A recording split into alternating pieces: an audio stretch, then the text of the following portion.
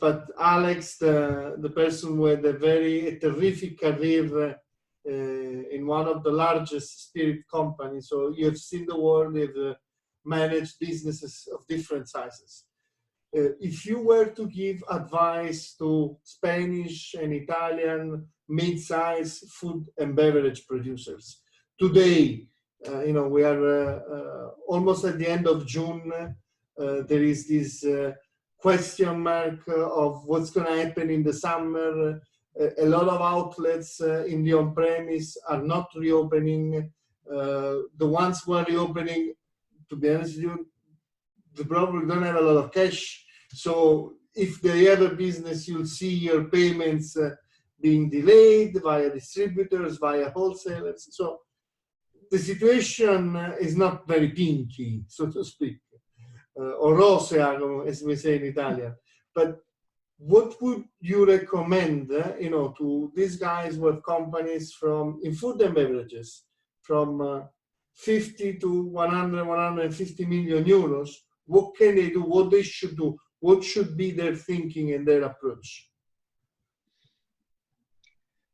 Well, whenever you go through an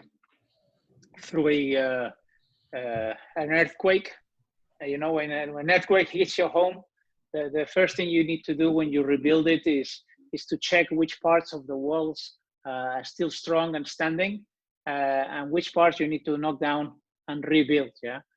So I would say, look, there's still a lot of what you're doing, which is still very solid. You have worked a lot of years to bring it to where it was before COVID came.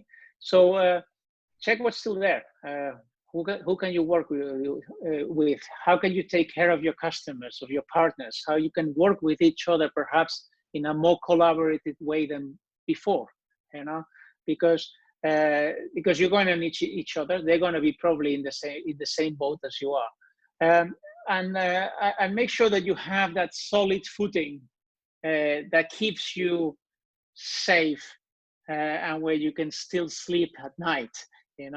And then for the other part, the part that you need to rebuild, I would say ask yourself, how would you do it differently?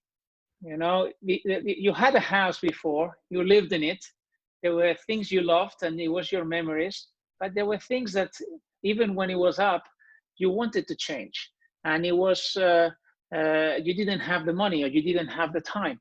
Well, now you have to change them. So are you just going to quickly build them back up to the way you had them before because you'll feel safe? Or are you going to take this opportunity to have the house you always wanted?